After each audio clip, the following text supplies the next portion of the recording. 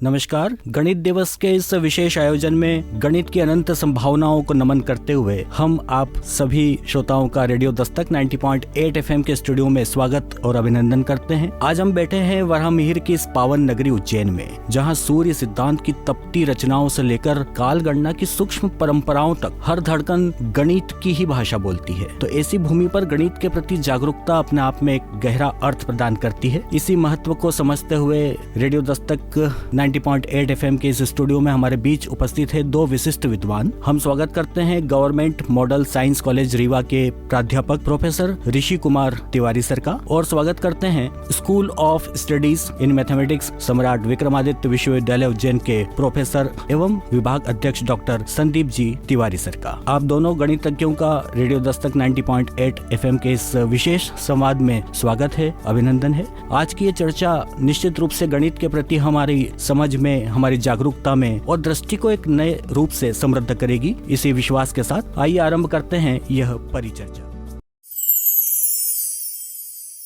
नमस्कार उज्जैन, और मैं हूं आपके साथ प्रोफेसर संदीप कुमार तिवारी, गणित अध्ययनशाला विक्रम विश्वविद्यालय उज्जैन। आज हम 22 दिसंबर को मैथमेटिक्स डे सेलिब्रेट करने जा रहे हैं, तो उसके बारे में हम चर्चा करेंगे। तो हमारे साथ में है प्रोफेसर ऋषि कुमार तिवारी साहब रीवा से। ऋषि सर, आज गणित दिवस पर हम डार्क एनर्जी पर चर्चा शुरू कर रहे हैं। आम लोग पूछते हैं कि डार्क एनर्जी दिखती तो नहीं, फिर वैज्ञानिक इस निष्कर्ष पर कैसे पहुँचते हैं कि ब्रह्मांड तेजी से फैल रहा है? क्या आप इसे सरल भाषा में और गणितीय दृष्टि से समझा सकते हैं? बिल्कुल संदीप सर, डार्क एनर्जी की पहचान सीधे देखने से नहीं बल्कि गणितीय मापों से हुई। हम दूरस्थ आकाश गंगाओं की रोशनी का रेडशिफ्ट गणितीय समीकरणों से मापते हैं। इन मापों ने बताया कि ब्रह्मांड फैल तो रहा है, पर फैलने की गति गणितीय रूप से बढ़ रही है। इस बढ़ती दर को समझाने के लिए वैज्ञानिकों ने डार्क एनर्जी का विचार दिया। यानी डार्क एनर्जी एक गणितीय परिणाम की तरह पहले आई, बाद में विज्ञान ने उसे भौतिक रूप दिया। सर, सही कहा आपने।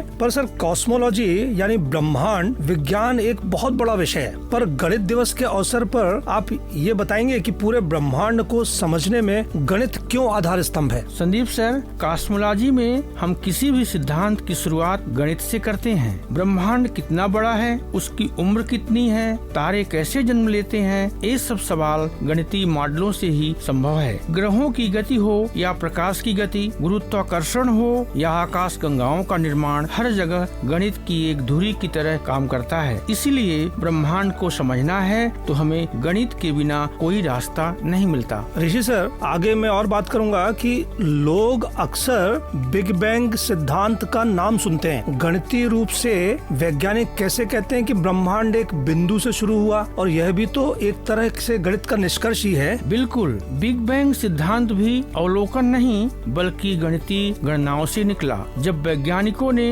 ब्रह्मांड के फैलाव का गणित लगाया तो उन समीकरणों ने दिखाया कि अगर हम समय में पीछे जाएं तो सारी वस्तु और ऊर्जा एक असीम घनत्व वाले बिंदु पर पहुंचती है। इसी बिंदु को गणितीय भाषा में सिंगुलरिटी कहा गया। इसलिए बिग बैंग कोई कहानी नहीं बल्कि गणित से निकला वैज्ञानिक सत्य है। ऋषि सर, अब थोड़ा भारतीय ज्ञान परंपरा पर आए। हम यहाँ उज्जैन में बैठे हैं, वराहमिहिर जैसे महान गणितज्ञ इस धरती पर हुए। क्या आपको लगता है कि आज आधुनिक कॉस्मोलॉजी और डार्क एनर्जी जैसी अवधारणाएं किसी न किसी रूप में हमारे प्राचीन गणितीय विचारों से जुड़ती हों? संदीप सर, बिल्कुल। उज्जैन की धरती पर वराहमिहिर जैसे गणितज्ञों ने समय, गति और खगोलीय गणना को इतने सूक्ष्म रूप से समझाया कि आज भी उनके गणितीय तरीके अद्भुत लगते हैं। भारतीय ग्रंथों में अनंत ब्रह्मांड और चक्राकार विस्तार जैसे विचार मिलते हैं। ये विचार सीधे सीधे आधुनिक गणितीय कॉस्मोलॉजी से तुलना योग्य हैं। हमारे ऋषियों ने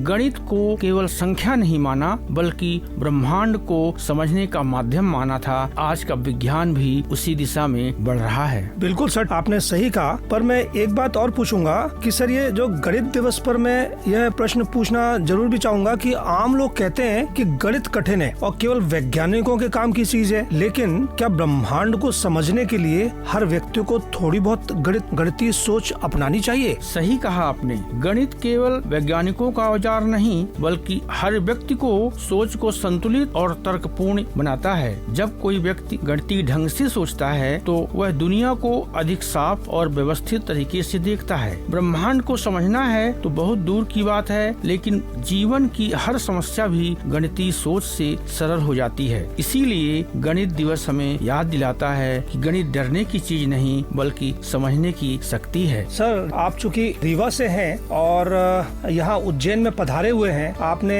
बहुत निकट से कॉस्मोलॉजी को देखा है और बहुत निकट से इस पर अपनी पूरी चिंतन कर रखा है। तो अंत में एक छोटा सा प्रश्न और पूछना चाहूंगा कि क्या आपको लगता है कि आने वाले वर्षों में डार्क एनर्जी, कॉस्मोलॉजी और गणित एक साथ मिलकर मानवता को किसी नए मोड़ पर ले जाएंगे? निश्चित रूप से। डार्क एनर्जी को समझने के लिए हमें नए गणितीय मॉडल चाहिए। कॉस्मोलॉजी आगे तभी बढ़ेगी जब गणित एक नए स्तर पर पहुंच जाएगा। शायद यही गणित जिस हमारे प्राचीन भारतीय विज्ञान ने विश्व विधि कहा है। आने वाला समय गणित का है और गणित से ही ब्रह्मांड के रहस्य खुलेंगे। इसीलिए गणित दिवस केवल एक दिन नहीं बल्कि भविष्य की दिशा का संकेत। जैसा कि आपने पूछा, डार्क एनर्जी, डार्क मैटर और विजिबल मैटर, ब्रह्मांड में जो हम देख रहे हैं वो केवल 5% ही देख रहे हैं। बाकी 69% डार्क एनर्जी और रिमेनिंग डार्क मैटर है। तो डार्क एनर्जी के लिए हम लोग देख रहे हैं कि डार्क एनर्जी है क्या, इसी की खोज में हमारे वैज्ञानिक लगे हुए हैं। महान गणितज्ञ आर आइंस्टीन ने इसके लिए कॉन्सेप्ट दिया कि एक कॉस्मोलॉजिकल कांस्टेंट नाम दिया और उसको कहा कि ये भी एक डार्क एनर्जी का घटक है। और कई घटक हैं जो डार्क एनर्जी के लिए माने जाते हैं और उसी की खोज चल रही है। गणित के बिना सब कुछ असंभव है, क्योंकि जितने भी मॉडल बनते हैं वो मैथमेटिकल मॉडल होते हैं। कॉस्मोलॉजिकल स्टडी करते हैं तो मैथमेटिकल मॉडल से ही कॉस्मोलॉजी की स्टडी होती है। डिफरेंट प्रकार के मॉडल से हम ब्रह्मांड का अध्ययन करेंगे और आगे आने वाला समय गणित का ही समय होगा। इसका मतलब सर मैं बिल्कुल समझूंगा कि जो कॉस्मोलॉजी है उसका पूरा आधार हमारा गणित है। गणित की जो मॉडलिंग है, मैथमेटिकल मॉडलिंग है, उसके बगैर कॉस्मोलॉजी का पढ़ा जाना लगभग असंभव सा है, क्योंकि उससे जब आगे के जितने भी जो हमारे वैज्ञानिक हैं, जो अभी वर्तमान वैज्ञानिक भी हैं, जो अभी वर्तमान में कुछ लोग एआई पर भी जो काम कर रहे हैं और एआई से या डेटा साइंस से हम देखते हैं कि जो कॉस्मोलॉजिकल चेंजेस हैं, जो परिवर्तन हो रही है बार बार सिस्टम में, वो बहुत कुछ आजकल ग्राफिकल प्रेजेंटेशन से भी दिए जाते हैं, जो कि आजकल आम पब्लिक को हमें बिल्कुल करीब जाने का मौका भी देते हैं, क्योंकि उनको गणित समझना वो थोड़ा कठिन लगता है। लेकिन जैसे हम उनको ग्राफिकल तरीके से उनको हम बताते हैं, दर्शाते हैं, तो उनको लगता है कि ये गणित का एक नया रूप है। तो समय के साथ हमें गणित के नए रूप को प्रदर्शित करना भी मुझे लगता है जरूरी है, क्योंकि यदि हमें समाज में जाना है तो समाज के तरीकों को अपनाकर हमें गणित में और आगे अपनी बढ़ोतरी करनी होगी। बिल्कुल सही कहा आपने। जैसा कि शुरुआती कॉन्सेप्ट आइंस्टीन ने दिया, तो आइंस्टीन ने जो समीकरण दिया उसको ही गणित के रूप में ही दिया। उन्होंने लेफ्ट हैंड साइड और राइट साइड जो डिफाइन किया, परिभाषा दिया, तो बाएं पक्ष में पूरे ब्रह्मांड की ज्यामिति को बताया उन्होंने, जो कि गणित का ज्यामितीय रूप है। और दाहिने हाथ में उन्होंने मैटर बताया कि ब्रह्मांड में भरा क्या हुआ है, यहाँ पर कौन कौन से पदार्थ हैं। तो मैटर यानी पदार्थ किस प्रकार से मूव करता है, उस प्रकार से उसकी ज्यामिति बनती है, ब्रह्मांड की ज्योमेट्री बनती है। और ज्योमेट्री किस प्रकार से बताती है कि ये ब्रह्मांड किस प्रकार से मूव कर रहा है। तो कॉन्सेप्ट गणित का यहीं शुरू होता है। बिना गणित के हम लोग कोई भी काम नहीं कर सकते हैं। तो कॉस्मोलॉजी की संकल्पना तभी पूरी होगी जब हम लोग गणित का कॉन्सेप्ट ज्ञात रखेंगे और गणित की सहायता से आगे बढ़ेंगे। पर सर, जो आपने सही कहा, पर अभी भी जब भी जहाँ भी आइंस्टीन का नाम आता है, तो सर कभी भी आइंस्टीन का या कॉस्मोलॉजी का नाम आता है या पदार्थ की बात आती है, तो लोग इस पर विश्वास नहीं करते कि गणित का भी इसमें कुछ रोल हो सकता है। पर आपने बहुत अच्छे तरीके से बताया कि आज के वैज्ञानिक इस बात को बता रहे हैं कि बगैर गणित के समीकरण के, बगैर गणित की मॉडलिंग के हम इन पर काम करना हमारे लिए लगभग असंभव सा है। पहले पुराने कई दशकों से जब ये काम ऑलरेडी रिसर्च का काम जो आगे बढ़ता चला आया, तो इस पर हम देख रहे हैं कि आज की स्थिति में, वर्तमान परिस्थिति में, जो हम कॉस्मोलॉजिकल चेंजेस पूरे वर्ल्ड वाइड, जो आज हम बहुत सारे अर्थक्वेक के माप जो बहुत ही करीब तरीके से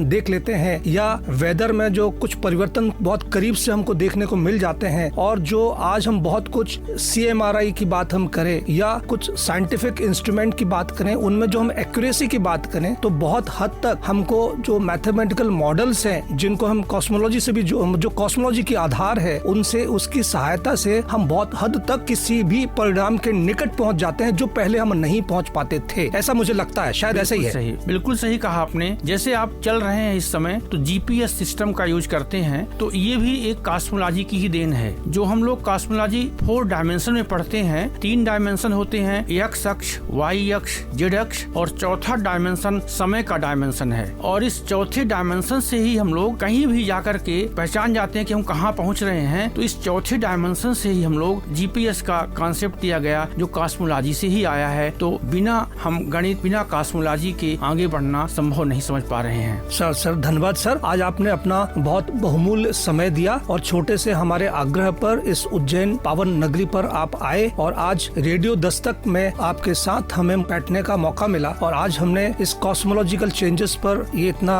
बढ़िया अच्छा डिस्कशन किया। सर एक बात और मैं आपसे इस संदर्भ में पूछना चाहूंगा, चूंकि आज गणित दिवस पे हम बैठे हैं। जी संदीप जी, यदि आप मुझे परमिशन दें तो सर देखिए होता क्या है कि वर्तमान में AI का यूज तो चारों तरफ लोग कर रहे हैं। अभी मुझे सुनने में आया कि AI रेड AI भी होता है और ग्रीन AI भी होता है जी। और पहले तो मुझे ग्रीन AI से लगता था कि ग्रीन का मतलब ये है कि जैसे हम ट्रैफिक में कहीं खड़े हैं तो ग्रीन सिग्नल मिला तो चले जाना है और रेड सिग्नल मिला तो रुक जाना है। पर जब कहीं कहीं देखने में और उसके प्रैक्टिकल सिचुएशन में मुझे देखने को मिला तो ग्रीन AI बहुत कुछ अलग है और रेड AI कुछ अलग है। तो क्या इसमें कुछ हमको दिशा निर्देश बता पाएंगे सर कि इससे कुछ क्या समझ में आएगा? ग्रीन AI से लाभ ज्यादा होते हैं और रेड AI से उतने कंपैरिजन में उतने लाभ नहीं होते हैं। संदीप जी। जी सर जैसे सर होता क्या है कि जैसे आजकल इतना हमारी टेक्नोलॉजी डेवलप हो रही है, डे बाय डे टेक्नोलॉजी में चेंजेस आ रहे हैं और वो यदि हम अपनी रिसर्च को आगे नहीं बढ़ाएंगे, टेक्नोलॉजी के साथ नहीं लेकर जाएंगे तो शायद हम पिछड़ जाएंगे। तो आज जैसे मैंने देखा कि जैसे रेलवेज में हम बगैर AI का यूज किए हम आगे नहीं बढ़ सकते और उसमें बहुत सारे बदलाव आते चले जा रहे हैं। तो क्या इस पर आप कुछ अपनी रोशनी डालेंगे कि जो ये रेलवेज में भी आज हम चेंजेस कर रहे हैं, साइंस में बदलाव हो रहे हैं, उसमें भी हम अपनी मैथमेटिकल मॉडलिंग का इस्तेमाल करते हैं जो आम पब्लिक को नहीं दिखता है पर वो बैक में पूरा खड़ा होता है, क्योंकि उसमें हम एल्गोरिदम भी बनाते हैं। एल्गोरिदम बगैर गणित के आधार के नहीं बन पाते हैं। आम लोगों को पता नहीं है कि गणित का कहाँ इस्तेमाल है। ये तो सारे एप्लीकेशन पार्ट हैं। जो एक सॉफ्टवेयर बनाता है या ऐप बनाता है तो ऐप में गणित के डिफरेंशियल इक्वेशंस का इनका समावेश होता है, वो दिखता नहीं है। जैसे डार्क एनर्जी नहीं दिखती हमको पर होती है। हमें बोलते हैं to each action there is equal and opposite reaction, वो हमको दिखता नहीं है पर एक्चुअल में हम फील करते हैं उसको, पर डार्क एनर्जी को भी हम फील नहीं कर पाते हैं। तो उस संदर्भ में कुछ हमें यदि आप बता सके तो बताएंगे। जैसे स्पेस साइंस है तो स्पेस साइंस में इतना बदलाव हो रहा है, कई लोग बोलते हैं कि यदि मान लीजिए और बदलाव यदि प्रॉपरली नहीं किया गया, तरीके से नहीं किया गया तो हो सकता है आने वाले समय में हमको स्पेस में भी उन सभी ट्रैफिक जाम का सामना करना पड़ सकता है जो आज हम अपने शहरों में कर रहे हैं। तो क्या ऐसा हो सकता है सर? क्या बिल्कुल आपने सही कहा। जैसे हम लोग स्टडी कर रहे हैं डार्क एनर्जी की, तो एक ग्रेविटेशनल फोर्स होता है, ग्रेविटी की वजह से ये सब कुछ हो रहा है। तो डार्क एनर्जी में भी एक कॉस्मोलॉजिकल कांस्टेंट की तरह और कई घटक होते हैं, जिसको गणित की भाषा में कहें अथवा भौतिकी की भाषा में कहें, के एसेंस है, फैंटम है, ये सभी डार्क एनर्जी की घटक माने गए हैं और इनकी खोज भी गणित से ही हो रही है। गणित के जो समीकरण हैं उनमें एक इक्वेशन ऑफ स्टेट नाम दिया गया एक समीकरण का, उसमें एक कांस्टेंट होता है ओमेगा और ओमेगा की जो वैल्यू है वो पॉजिटिव होती है, निगेटिव होती है। किस प्रकार से वैल्यू घटती है, बढ़ती है, उस प्रकार से हम लोग डार्क एनर्जी की वैल्यू निकालते हैं। डार्क एनर्जी फैंटम में है अथवा के एसेंस में है, तो ये सब जानकारी गणित के समीकरण से ही हम लोग पाते हैं और इसका अध्ययन करने के बाद कॉस्मोलॉजी से हमें जो नए कॉन्सेप्ट बनते हैं AI के, उनका ज्ञान हमको इससे प्राप्त होता है। सर इसी में और आगे मैं आपसे ये बात करना चाहूंगा सर कि अभी हमारे प्रधानमंत्री श्री नरेंद्र मोदी जी ने NEP न्यू एजुकेशन पॉलिसी को इस पूरे भारत वर्ष में लेकर आए और इतने सालों के बाद हम अपनी एजुकेशन में एक सुधार करने जा रहे हैं और कर रहे हैं और लगभग मध्य प्रदेश में बहुत सारा काम हो भी चुका है और उसमें आप भी देख रहे हैं, उसमें आपकी भी सहभागिता बहुत अच्छी है। तो उसमें हम देख रहे हैं सर कि ये जो न्यू एजुकेशन पॉलिसी है इसको हमको स्कूल लेवल से हमारी सरकार कर रही है इसको, तो इसका हमको कितना फायदा मिलेगा और आगे जाके हम इसमें कितना आगे तक हम बढ़ जाएंगे, इस पर थोड़ा प्रकाश डालें सर। इसके लिए तो हम लोग अपने माननीय प्रधानमंत्री जी के बहुत बहुत आभारी हैं। साथ ही वर्तमान मुख्यमंत्री महोदय जो पहले के उच्च शिक्षा मंत्री थे, उनका पूरा श्रेय जा रहा है उनको मध्य प्रदेश में। और सौभाग्य की बात है कि हम लोग भाग्यशाली हैं, पूरे देश में मध्य प्रदेश ऐसा पहला प्रदेश है जिसमें NEP सर्वप्रथम लागू की गई है। इसके लागू हो जाने से छात्रों को लाभ मिल रहे हैं। कोई भी छात्र यदि कला संकाय का है तो चाहे तो विज्ञान संकाय के विषय पढ़ सकता है, विज्ञान संकाय का छात्र कला संकाय के पढ़ सकता है। काफी सुविधाएं उनको पढ़ने में दी गई हैं कि आप यदि एक विषय मेजर लेते हैं, माइनर लेते हैं, इलेक्टिव लेते हैं तो उनकी सुविधा के अनुसार वो विषय भी चूज कर सकते हैं। तो आगे आने वाला समय NEP से हमारे भारत का, मध्य प्रदेश का छात्रों के लिए बहुत ही हितकारी होगा। इसका मतलब ये है कि NEP एक ऐसा हमारे हाथ में टूल है जो हमारी सरकार ने, मध्य प्रदेश सरकार बोले, हमारे CM साहब बोले, हमारे प्यारे CM साहब बोले, डॉक्टर मोहन यादव साहब बोले कि उन्होंने इतना अच्छा यहाँ पर किया है कि आने वाले समय में हमको जो भी छात्र मिलेगा वो पूरा ऑलराउंडर होगा, जो इस तरीके से होगा कि यदि भले वो गणित का है पर उसे अपनी किसी आर्ट्स में भी उसकी बहुत अच्छी क्षमता है तो आर्ट्स को भी दिखाएगा, लेकिन उस आर्ट्स को कोरिलेट गणित से भी करेगा वो। बिल्कुल। और गणित वाला किसी बायो के सब्जेक्ट को भी कोरिलेट करेगा। सही तो कहा। मुझे ये लगता है कि भविष्य हमारा इस NEP से बहुत अच्छा होने वाला है और हमारे आने वाली जो जनरेशन है उसको इसका बहुत अच्छा फायदा मिलने वाला है। बिल्कुल सही कहा। तो सर, इस वार्ता के लिए आपको धन्यवाद और आपने जो समय दिया उसके लिए बहुत बहुत धन्यवाद। गणित दिवस के इस विशेष अवसर पर आज की परिचर्चा में हमने गणित के विभिन्न आयामों को समझा, बिग बैंग से शुरू ब्रह्मांड के विस्तार को, कॉस्मिक दूरियों की जटिलता को और डार्क एनर्जी के रहस्य को गणित कैसे समझाता है, ये भी हमने इस परिचर्चा में जाना। हमने जाना कि गणित केवल सूत्रों का संग्रह नहीं है बल्कि समझने की एक कला है, एक सोचने की विधा है। तो इस प्रेरक चर्चा के लिए हम दोनों ही सम्मानित गणितज्ञों, गवर्नमेंट मॉडल साइंस कॉलेज के रीवा के प्रतिष्ठित प्राध्यापक प्रोफेसर ऋषि कुमार तिवारी साहब का हम आभार व्यक्त करते हैं और आभार व्यक्त करते हैं सम्राट विक्रमादित्य विश्वविद्यालय गणित अध्ययनशाला उज्जैन के अध्यक्ष प्रोफेसर एवं विभाग अध्यक्ष डॉक्टर संदीप जी तिवारी साहब का। तो इस महत्वपूर्ण परिचर्चा को अर्थपूर्ण, प्रेरणादायक और स्मरणीय बनाने के लिए पुनः आभार। आप सुनते रहिए रेडियो दस्तक 90.8 FM, क्योंकि सुनेगा उज्जैन तो बढ़ेगा उज्जैन।